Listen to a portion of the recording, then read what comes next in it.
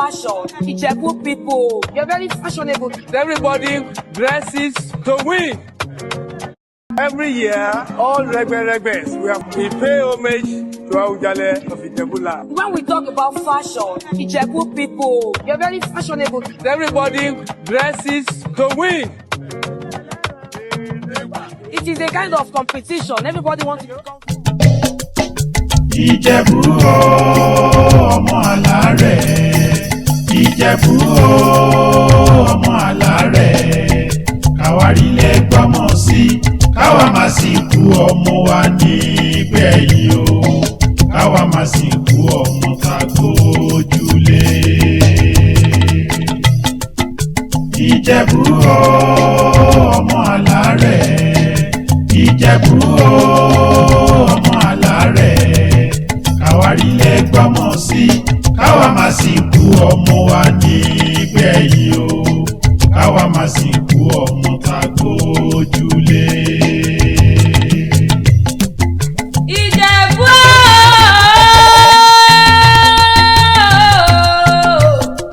Ìjẹ̀bú ọmọ alárẹ̀, ọmọ Àwùjalẹ̀, ọmọ arọ́jọ̀jọyè, bó bá wù Jẹ̀bú ọ̀sẹ̀ ní ẹni wíní, bó bá wù Jẹ̀bú ọ̀sẹ̀ ní ẹni wíní, bó bá wù Jẹ̀bú àfikàn yòókù sálágẹ̀mọ, ẹ̀yin lọ́mọ alágẹ̀mọ àbíjọ́ wíní wíní, ọmọ aládìyẹ ògògò mága, gọ̀gọ̀gọ̀ mẹ́yà máa ìdí ìṣẹ̀lẹ̀ ò lè pa ni, ẹ̀yin lọ́mọ mọ́rẹ́yẹ mọ́mọ́rọ́kọ, ọmọ mọ́rọ́kọ tán ẹyẹ ti fò lọ, ọmọ onígbàkan àjèjì ò gbọ́dọ̀ wọ̀, àjèjì tó bá wọgbọ́ ọ̀hún adẹ̀bọ̀rán lé bàbá tó bí yín lọ́mọ ni, ẹ̀yin ló náwó lẹ̀kọ́ yìnbó tó dé, òyìnbó dé tán lọ́wọ́ náà ń pọ̀ sí i, kò sí kékeré Ìjẹ̀bú tí kì í lówó lọ́wọ́.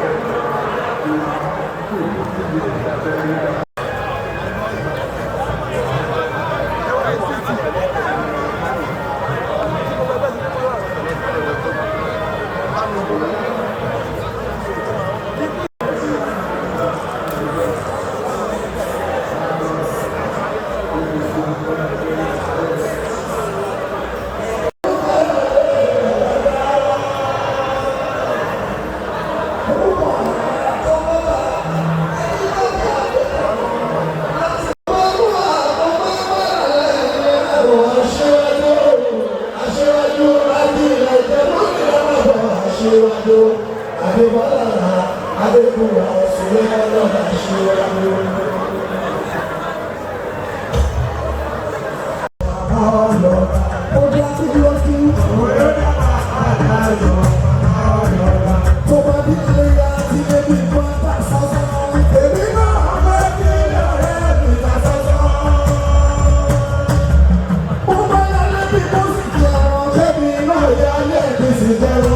àjọjẹ ní máyò àdùnkọ́lá rẹ̀ jẹ́wọ́ àjọjẹ ní máyò àdùnkọ́lá rẹ̀ mo lọ́jọ́ ìdáwọ̀ ìrànà lọ́dún léyà mo bá wọ̀ ẹ̀ràn lọ́dún léyà èmi ti dáwọ̀ ìrànà lọ́dún léyà èmi rà tó mọ ẹran ayé ilé èmi rà tó mọ ẹran kòkòrò ràwúdà méjì mo sì ti bá wọ̀ pàlẹ́yà óyè ọ̀nà náà rẹ̀ mọ̀ bá wọ̀ ẹ̀ràn lọ́dún léyà nítorí ọmọ ẹni tó máa rẹ̀ yóò ní ìṣẹ̀lẹ̀. Ẹni tí òun rẹ̀ wọ́n ọba fún wọn yóò rọrùn tí wọ́n ò ní rà. Ọ̀rọ̀ lẹ́yìn kì í ṣe yẹ̀yẹ́ o. Ó jẹ́ òjò kan bá tó sì tún jẹ́ dandan. Yẹ̀yẹ́ o. Ó jẹ́ òjò kan bá tó sì tún jẹ́ dandan. Yóò máa sọ fún ọmọ láìka tí jẹ́ jù bí rí wo. Ọmọ wa làbá máa pa. Òun ló fẹ́ràn àtòlẹ́kùnrin ní bọ́bà bàbá kọ̀ọ̀kan. Bí yóò bá bá wúdà mẹ́rin kò dúró. Dàdá ní kòbí àná bí. Bàbá tó bẹ̀rù ọ̀rọ̀ léyà ó ti kúrò làwàdà o. Ọ̀rọ̀ léyà ó ti kúrò làwàdà o. Ẹni tí lọ́wọ́ lọ́wọ́ kò tẹ̀síwájú. Ọ̀rẹ́ ọ̀rẹ́ ìpín tí lọ́wọ́ lọ́wọ́ kò tẹ̀síwájú.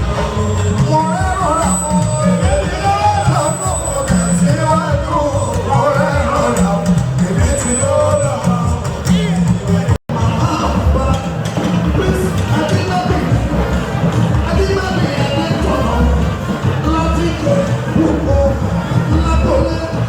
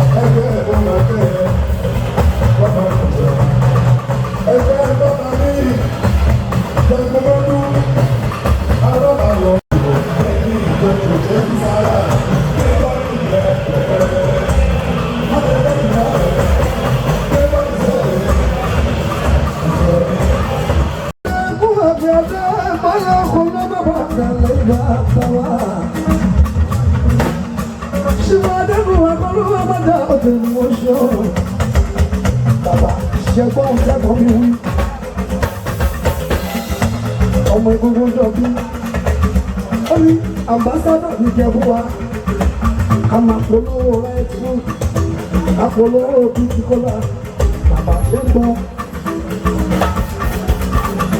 Aṣíwájú gbogbo Ìjẹ̀bú kì í ṣèyàn yẹ pẹ̀lẹ́ rárá. Ìsìn òhẹ́, ẹni tó ga síwájú, tó jọba bòmí ìrọ̀lú bàbá, Adégún Adébọ́lá. Adébọ́lá, ìbọn ọdún dáhùn, ọdún olùbá ẹ̀dá ò bàbá. Àkàlà máa gbó, àkàlà máa gbó, ìbọn ọdún dáhùn. Bàbá ilẹ̀ sọ̀tọ̀ ọdún ìjà ló ń bọ̀ láwùjọ tó bá tọ̀dún tó pọ̀ àmàmà rí ìgbà. Ìbọn ọdún dáhùn, ọdún olùbá ẹ̀dá ò Adébọ́lá.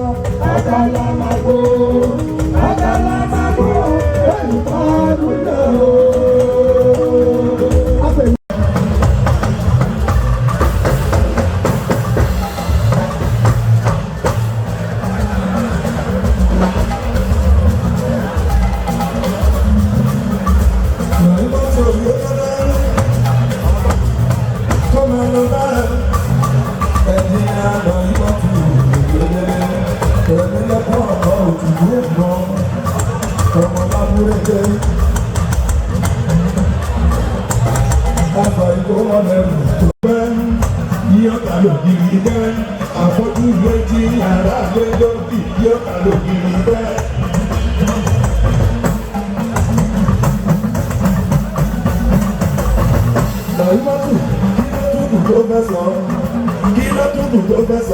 Ẹni tí a fẹ́ lórí tó ń ṣẹnu wúyẹ́ kí ló tún kù tó fẹ́ sọ. Làwọn tó lé lẹ́lẹ́ ẹ̀fọ́dà ọdẹ ní ẹ̀ẹ́dẹ́gbà lúwo.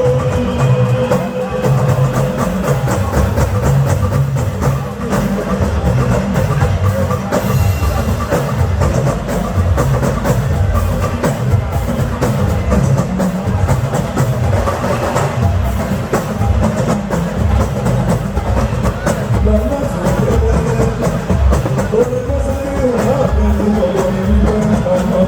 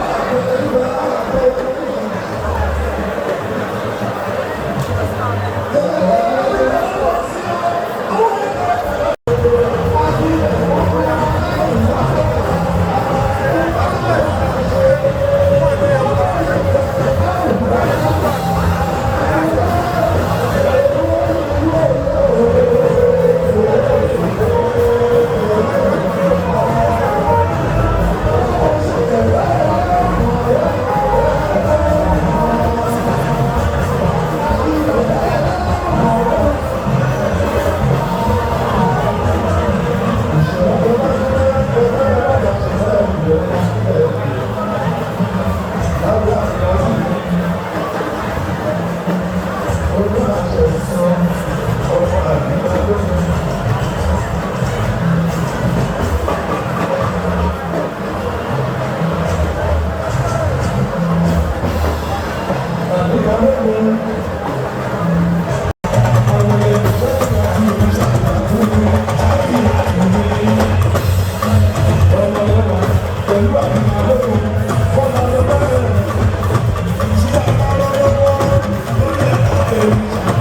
you.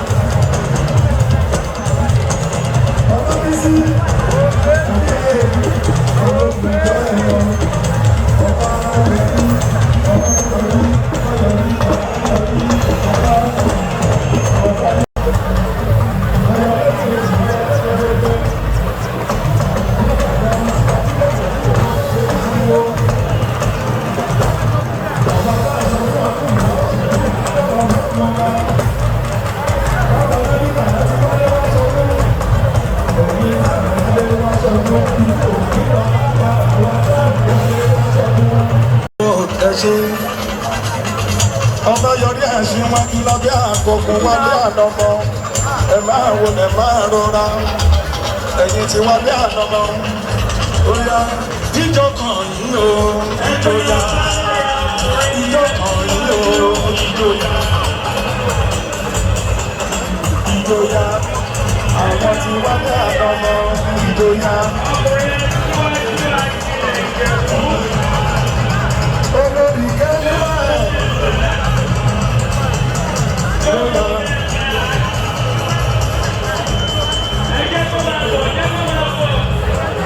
ìjòyà tó bá wá sẹ́lẹ̀ lórí ìgbéra gbogbo ìkọ́ńtò. Balógun dòdò dáa.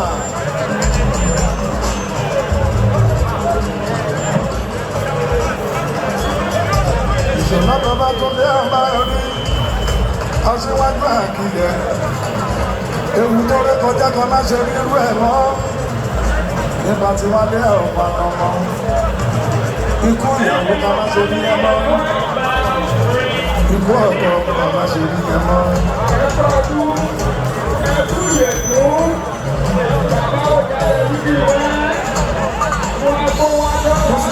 Bàbá tó lé tí ń bá ṣe kọrin díẹ̀ Sàídì ọmọ ìgbà ní a máa rí ọmọ yọrí.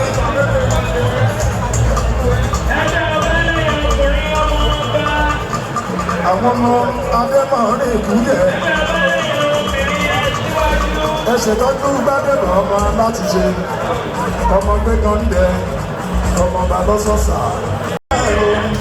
Ọ̀rọ̀ ìjìnlẹ̀ ẹ̀kú ìjọba ọ̀rọ̀ ìjìnlẹ̀ ṣàwádà ọ̀rọ̀ ìjìnlẹ̀ ọ̀rọ̀ ìjìnlẹ̀ ṣàwádà olómìnira ìpínlẹ̀ Èkó.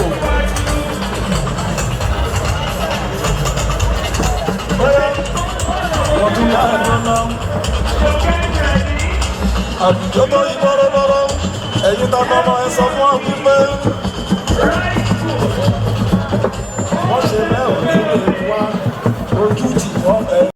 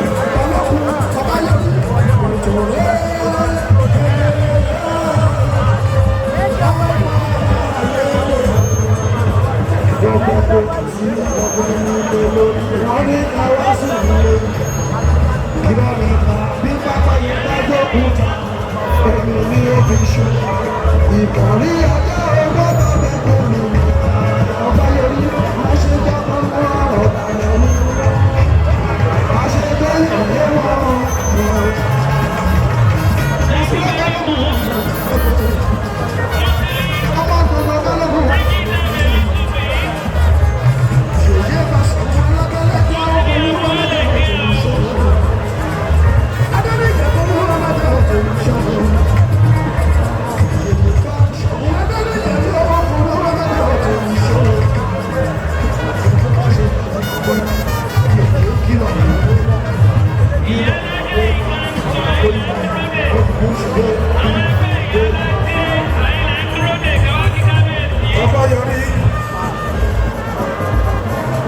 Ẹjẹ́ kọ́ máa kú lọ́sẹ̀ nígbà máa rí